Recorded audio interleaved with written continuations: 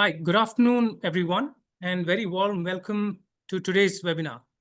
We are delighted to have you join us for this informative session on two very important aspects of health that affect millions of people worldwide.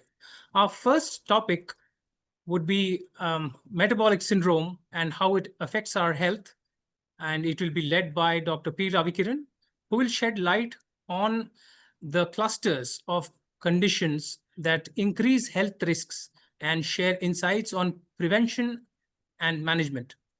Our second session would be red flags for heart attack, will be delivered by Dr. Vinod Vartya, who will help us understand the early warning signs of a heart attack and why timely recognition can save lives.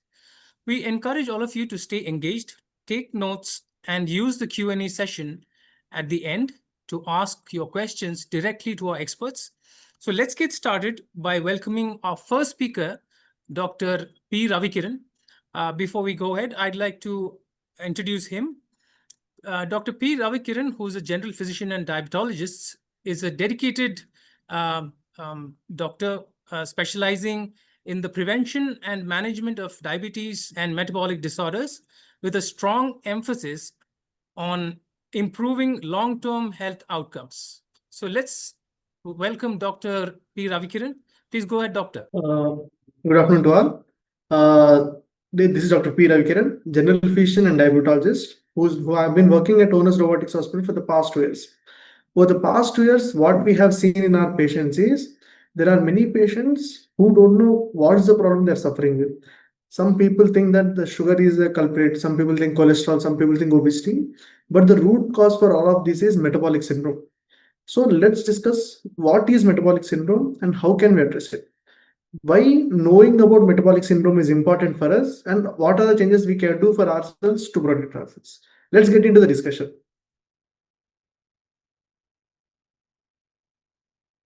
Introduction.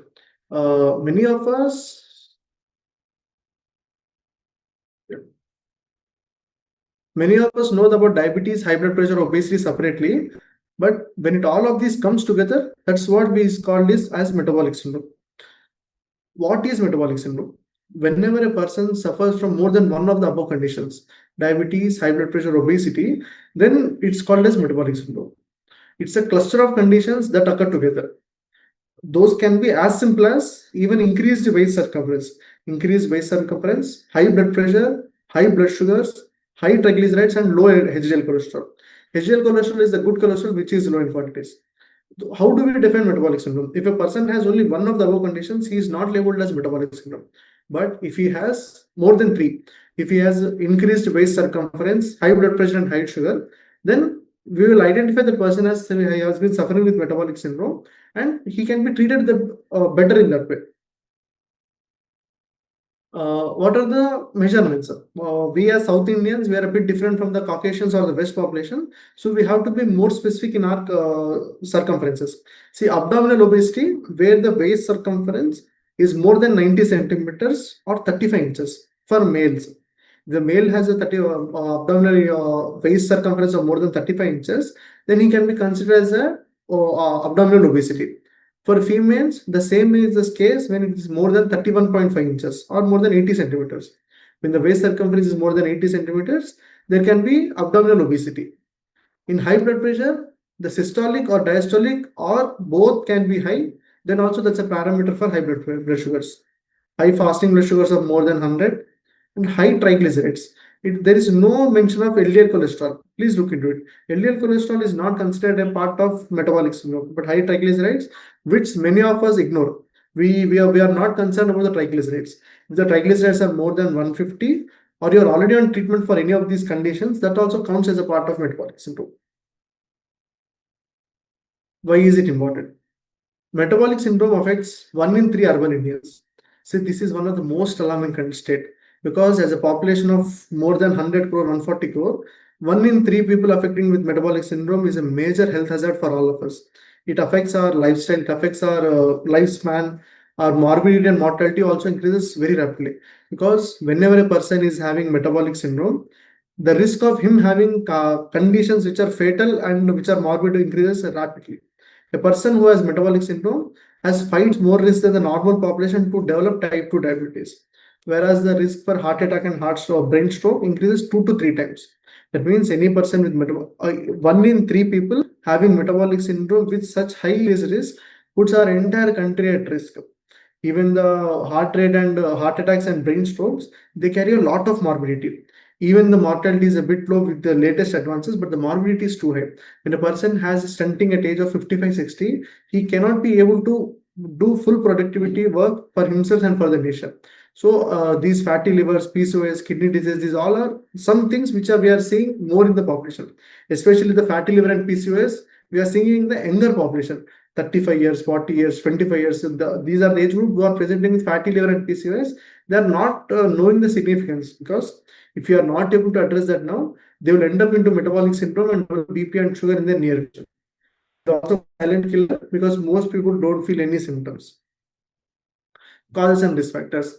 In this era, majority of the diseases we face are secondary to our lifestyle. Lifestyle causes like high calorie diet, refined carbs, sugary drinks, which are available plenty. ఇవన్నీ కూడా మనకి those are available in plenty of around us, so we are consuming them more. Sedentary lifestyle, poor sleep and high stress. This is the perfect combination for metabolic syndrome. And the majority of the sitting works, sitting employments are going around this thing. They would be sitting behind the computer from morning 9 to 5 with poor sleep and high stress, and they're consuming a lot of carbohydrate diet, which is a perfect combination for the disaster the India is moving towards. Already, India is also called as a diabetes capital of the world, so we can understand the burden we are facing. Biological causes. Biological causes include genetics, insulin resistance, and age. As age keeps on increasing, these risks keep on increasing. So, with increasing age, we must be even more careful to avoid these things. Insulin resistance. This is the one of the root cause. This happens due to the above mentioned lifestyle causes, where the insulin has to work over time repeatedly over few years, and they will develop insulin resistance. Whereas for the genetic predisposition, there is nothing much we can do for that one. So, as we are not able to change our genetics, we have to change our diet, lifestyle, stress, and sleep. With increasing age, the metabolic syndrome risk increases. How it affects our health? Blood vessel. High blood pressure and cholesterol damage arteries. Blockages can lead to heart attacks and brain strokes. Whereas in pancreas, insulin resistance leads to more insulin secretion, which leads for the pancreas to overwork. And due to this overwork and insulin resistance, the patients develop diabetes. In liver, there is fat buildup, which is initially seen as fatty liver grade 1, grade 2, grade 3, which can develop into non-alcoholic fatty liver disease. One alarming thing I would like to bring forward is, initially many of us used to think that alcohol was the most common cause for liver disease, but that's not the case now. Already in the West, this non-alcoholic fatty liver disease recently changed its terms as metabolic alcoholic liver or metabolic fatty liver disease.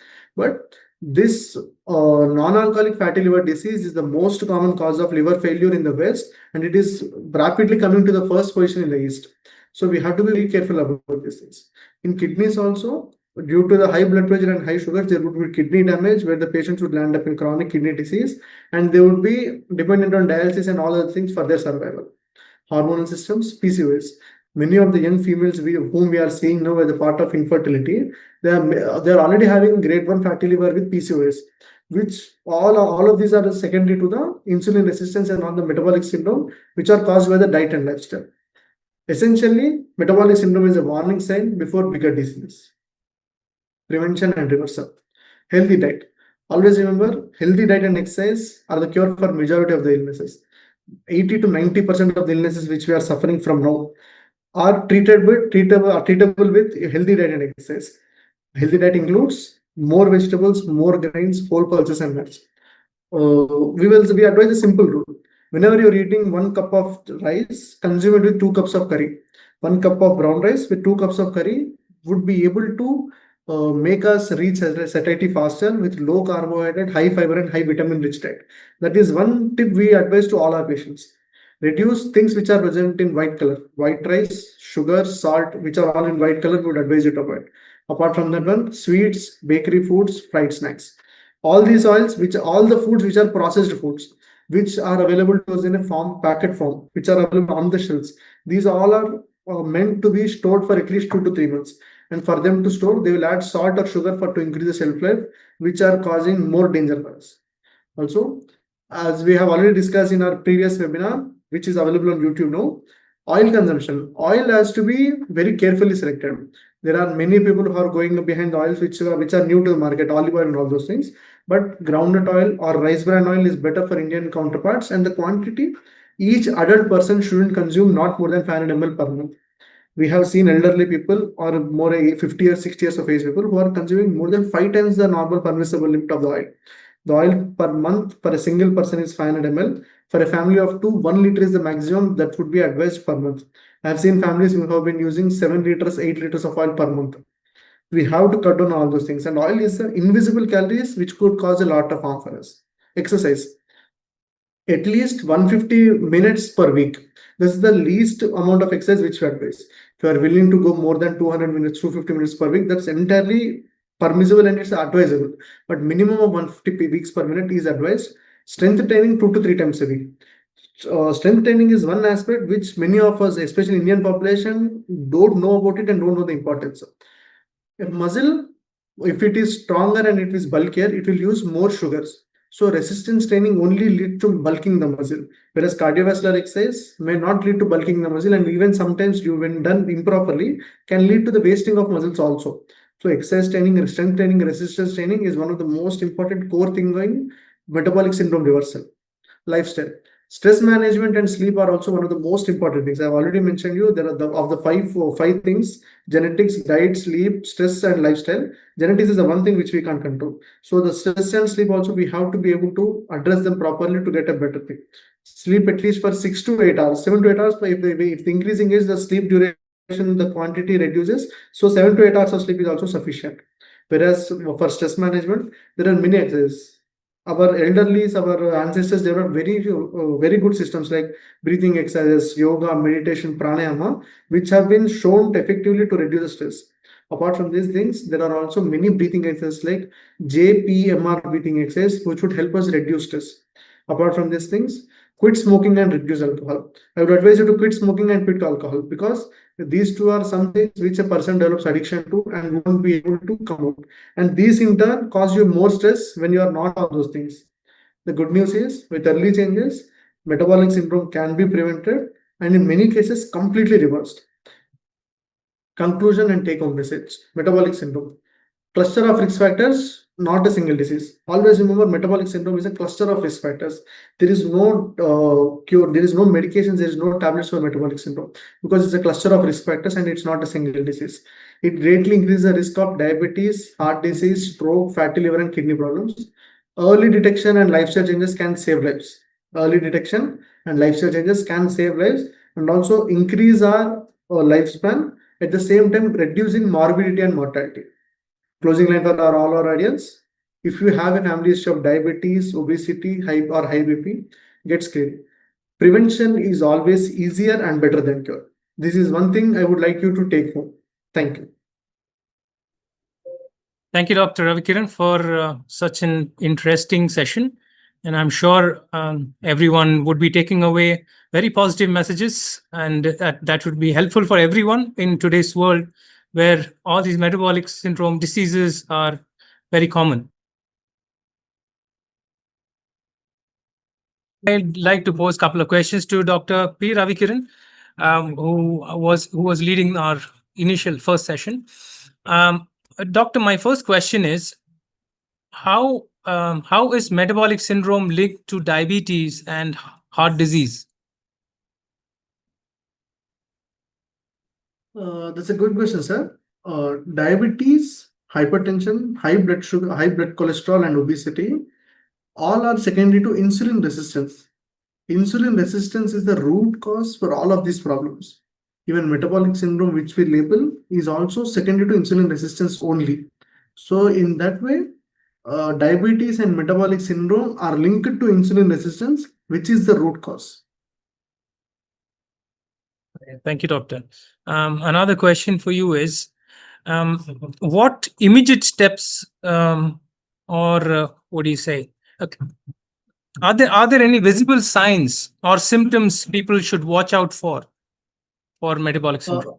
Metabolic syndrome can present with multiple signs, especially some signs are visible on the skin. These signs, especially, we would advise for the young people to watch out. Whenever there is blackening over the nape of the neck or in the posterior part of the neck, that is acanthosis nigricans. This condition is an indicator of metabolic syndrome, especially young females who are suffering from PCOS. We ask them to check their neck. If there is darkening of the skin on the back of your neck, that implies that you are suffering from metabolic syndrome, which can be only reversed if there is proper diet and lifestyle control. If that is not the case, then the problem would be keep on continuing, and in the future there will be need for medications and complex procedures for us to acquire the pregnancy. Apart from the acanthosis nigricans, which is present on the neck, gynecomastia in males, or else increased abdominal girth or abdominal circumference, these all are markers of metabolic syndrome. Thank you, doctor. Thank you, doctor. Thank you for the information. And thank you once again for being with us today. So, everyone, stay healthy, stay informed, stay safe, and stay happy. And avoid smoking and excess of anything that is sugar or salt or even junk food. And that will help you stay healthy and away from any disease that could be fatal. And and we look forward to seeing you in our upcoming webinars. Till then, stay healthy. Thank you.